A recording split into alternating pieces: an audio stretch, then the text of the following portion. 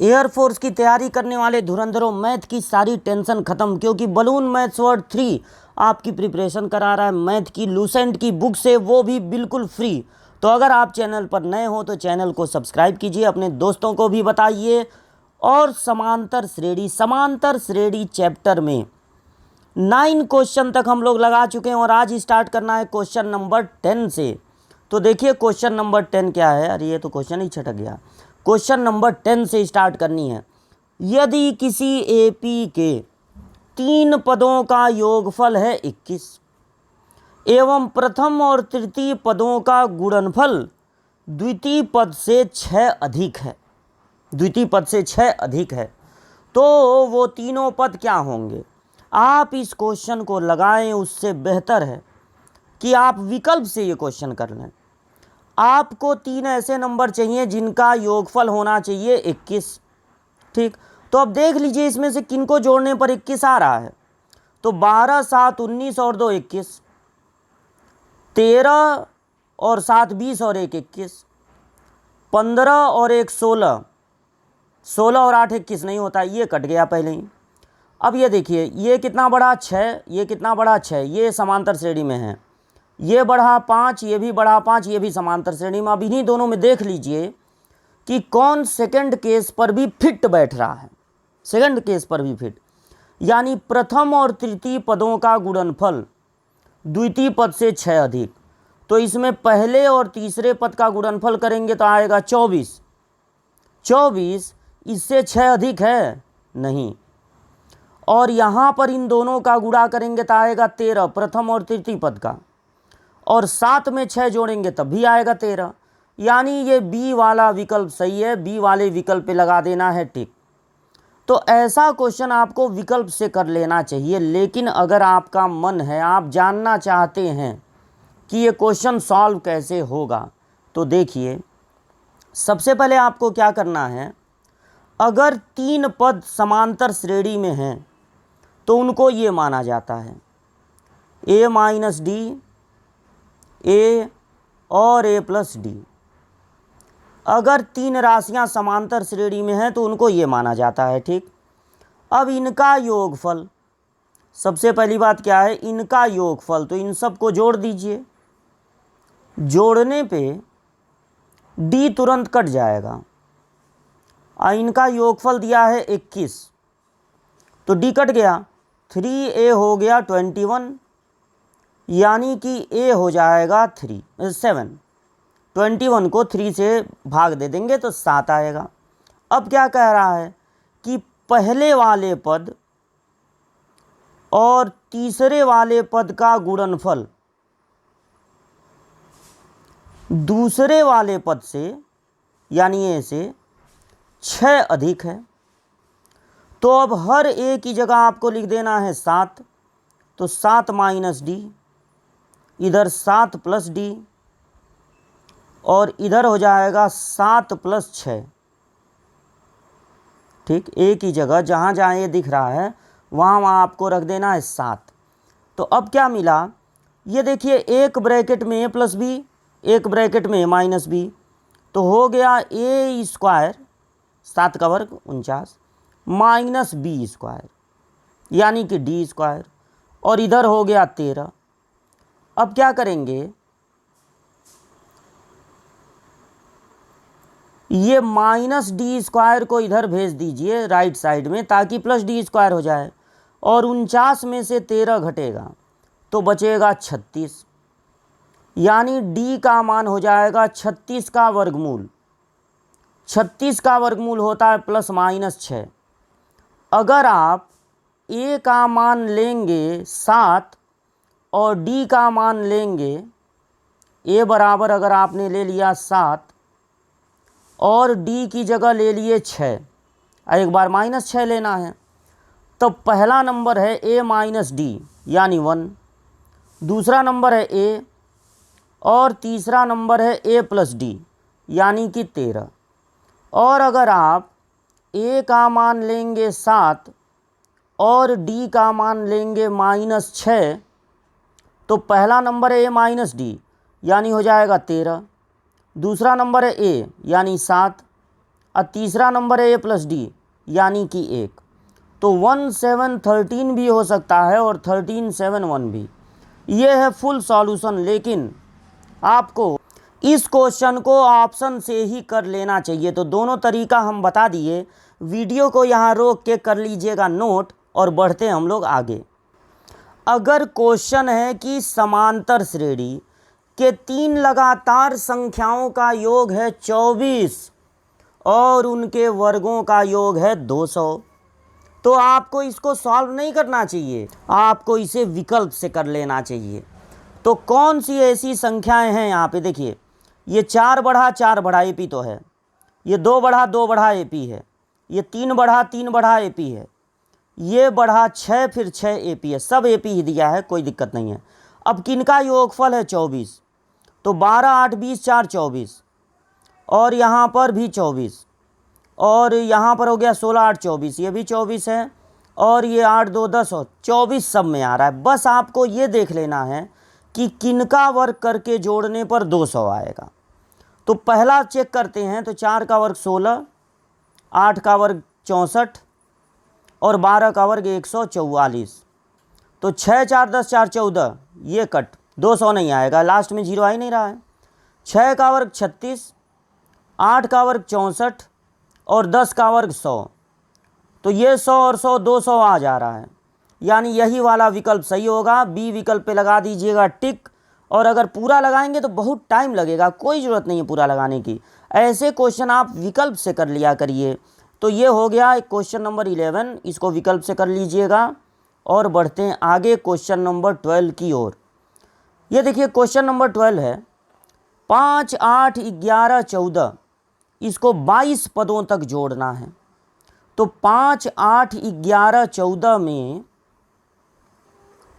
पहला पद आप नोट कर लीजिए, दैट इज 5, और डी का मान निकाल लीजिए। साफ पता चल रहा है 3 3 बढ़ रहा है, या 8 में से 5 घटा दीजिए। अब n पदों के योगफल का फार्मूला है n/2 और 2a plus n-1 into D. तो अब आपको निकालना है 22 पदों का योग। तो n की जगह रख देंगे 22, और देखिए a की जगह क्या रखना है, देख लीजिए 5, और प्लस 22 में से 1 घटेगा 21, और गुणे डी की जगह क्या रखना है 3। ठीक, ये बच गया 11, और 5 दूनी हो गया 10, इनका गुणा कर लीजिए 63, यानी कि 11 और 73 का गुणा करना है। तो 11 से गुणा करना है तो 73 लिख लीजिए, अब फिर 73 ऐसे लिख लीजिए एक स्थान छोड़ के। तो 803 आ रहा है, तो ये 803 वाले विकल्प पे आप लगा देंगे टिक। एकदम श्रेणी को देखकर ए और डी आपको नोट कर लेना है, और एसएन का जो फार्मूला होता है उसी से 22 पदों का योगफल निकाल देना है। तो वीडियो रोक कर यहाँ पर इसको कर लीजिएगा नोट। बढ़ते हैं आगे अगले क्वेश्चन की ओर। अगला क्वेश्चन देखिए 13वां, उस समांतर श्रेणी के पी पदों का योगफल क्या होगा जिसका आरवां पद है 4r+1। अगर आरवां पद दिया है r के रूप में, अगर आरवां पद दिया है यानी AR या TR, आरवां पद r के रूप में, और आपको निकालना है p पदों का योगफल, p पदों का योगफल, तो आप यहाँ पर एक बार r की जगह 1 रखेंगे, तो 4 1 कम 4 और धन 1 5, फिर r की जगह 2 रख देंगे, दूसरा पद निकल आएगा। तो 2 चौक को 8 और 1 9, कितना बढ़ गया 4। तो यानी पहला पद है 5 और सार्वंतर है 4 का, बार बार कितना बढ़ रहा है 4। तो अब आप क्या करेंगे, एसएन वाला फार्मूला लेके n/2 2a plus n-1 into D इसमें p पदों के योगफल के लिए हर n की जगह p रख देंगे और a की जगह आपको रखना है 5, n की जगह रखना है p और d की जगह रख देना है 4। d का मान है 4। अगर आपका मन करे, बहुत अच्छा मन रहेगा तब, कि 2 को कॉमन ले लिया जाए तो यहाँ पर बचेगा 5, क्योंकि 2 कॉमन लेने पर कैंसिल हो जा रहा है। यहाँ 5 बच जाएगा और यहाँ से 2 ले लिए, 2 बचा, तो 2p minus 2 plus 2p minus 2, तो ये हो जाएगा p और यहाँ पर हो जाएगा 5 में से 2 घटेगा 3 धन 2p। अब जब p का गुणा करेंगे दोनों में तो p का गुणा करने पर ये होगा 3p plus 2p square, 3p plus 2p square, ये हो जाएगा p पदों का योगफल। तो देख लीजिए कौन सा विकल्प सही है। 3p बाहर ही दिया है p, 3p plus 2p square, अगर p कॉमन ले लिया जाए, मतलब p ये वाला आंसर दिया, ये वाला, तो p बाहर और अंदर 3 प्लस 2p, तो p बाहर और 3 प्लस 2p, ये वाला विकल्प हो जाएगा सही। और ये पूरा सॉल्यूशन आपके सामने कर दे रहे हैं, इसको आप कर लीजिएगा नोट। बढ़ते हैं आगे। अगला जो क्वेश्चन है, वीडियो रोक के इसको नोट कर लीजिएगा। अगला क्वेश्चन कौन सा है देखा जाए। ओहो, ये तो बहुत पॉपुलर क्वेश्चन है। क्वेश्चन नंबर 14, यदि a और b का समांतर माध्य इतना है, a पे पावर n प्लस b पे पावर n, a पे पावर n माइनस 1, b पे पावर n माइनस 1। अगर a और b का समांतर माध्य, समांतर माध्य कैसे निकलता है, दोनों को जोड़कर 2 से भाग दे देते हैं, वो है a पे पावर n। देखिए a और b का समांतर माध्य होगा दोनों को जोड़कर 2 से भाग, तो ये कितना है, a पे पावर n है प्लस b पे पावर n है और नीचे a पे पावर n माइनस 1 है और प्लस b पे पावर भी n माइनस 1 है। a और b का समांतर माध्य इसके बराबर दिया हुआ है। अब आपको यहाँ से n का मान पता लगाना है। एकेडमिक लेवल पर भी ये बार बार पूछा जाने वाला क्वेश्चन है, फाइनल एग्जाम में ज़रूर आता है। तो अब देखिए क्या करेंगे, यहाँ पर हम लोग करेंगे क्रॉस मल्टीप्लाई। क्रॉस मल्टीप्लाई कर दिया जाए तो पहले a का गुणा दोनों में होगा। आराम से हर एक स्टेप समझाते हुए लिख रहे हैं, कोई हड़बड़ी नहीं दिखा रहे हैं। एक बार आप समझ जाएंगे, स्पीड बाद में बन जाएगी बार बार क्वेश्चन को लगा के। फिर b का गुणा करेंगे दोनों में, तो a पे पावर n माइनस 1 और b पे पावर n माइनस 1। ठीक, ये हो गया गुणा a का दोनों में, अब फिर b का दोनों में। ठीक, अब इसके बाद 2 का गुणा, तो 2 का गुणा a पे घात n में भी और 2 का गुणा b पे घात n में भी। यदि आधार समान हो तो गुणा करने पर घात जुड़ेंगे, तो ये जब 1 में जुड़ेगा n माइनस 1 तो ये कितना हो जाएगा, n, 1 कट जाएगा ना। इसका आप कुछ नहीं कर सकते हैं क्योंकि आधार अलग अलग है। तो a b पे पावर n माइनस 1, फिर प्लस इसका भी कुछ नहीं कर सकते हैं, b a पे पावर n माइनस 1, और यहाँ पर आधार समान है तो गुणा करने पर घात जुड़ेंगे। ये बराबर होगा 2a पे पावर n प्लस 2b पे पावर n। अब देखिए ये दोनों नोट करके a b पे power n minus 1 plus b a पे पावर n माइनस 1, आप इस 2a पे पावर n में से a पे पावर n को घटा दीजिए, इसको भेज सकते हैं ना उधर, तो इधर a पे पावर n बचेगा और इस 2 ठो b पे पावर n में से ये इधर जाएगा तो घटेगा, तो यहाँ बचेगा b पे पावर n। अब यहाँ से आपको बहुत ध्यान से एक बात दिमाग में बैठा लेना है।